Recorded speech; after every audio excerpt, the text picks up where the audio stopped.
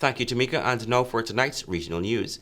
An ambitious plan to reduce regional food imports by 25% in the next 3 years has received the support of the Food and Agriculture Organization.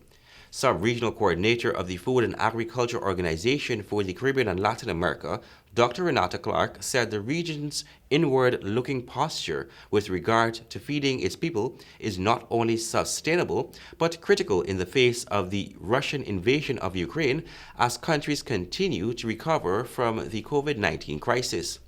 On Monday, Barbados' Ministry of Agriculture officials met with counterparts from 32 other Caribbean and Latin American countries in Quito, Ecuador, for the 37th FAO Regional Conference. Countries shared their plans and needs to determine agricultural and food security needs that the FAO can support. The organization is also hoping to help member states apply its new strategic framework informally called the Four Betters: better production, better nutrition, and better environment for a better life. For Caribbean countries with small land areas contending with unstable global markets, there is a lot at stake if the region is unable to expand and diversify its food production collectively. And now for news coming out of Venezuela. Venezuelan security forces have carried out joint operations with Colombian rebel group, the National Liberation Army, ELN, against former members of the FARC rebels who remain armed, advocacy group Human Rights Watch said on Monday. The operations have been carried out along the porous border between the countries, which divides the Colombian province of Arauca from the Venezuelan state of Apure, HRW said in a report. The Revolutionary Armed Forces of Colombia, FARC, was demobilized under a 2016 peace deal with the Colombian government, but some former fighters reject the accord and formed dissident groups Colombian authorities say are involved in drug trafficking and illegal mining.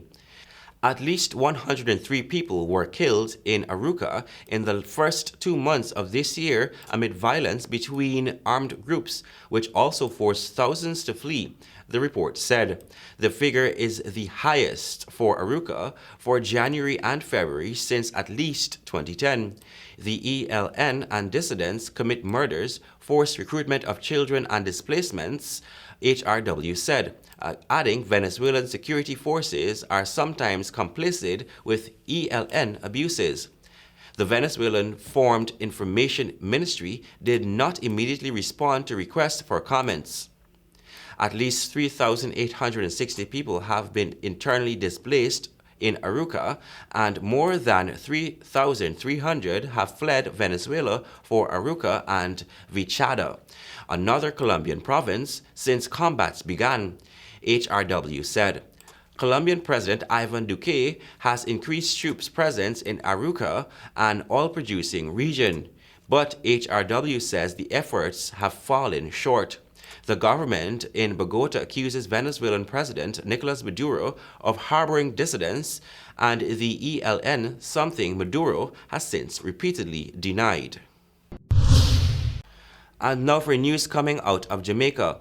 The opposition leader Mark Golding has described the government's decision to delay the local government elections as undemocratic, has called on the ruling party to call the vote as soon as possible.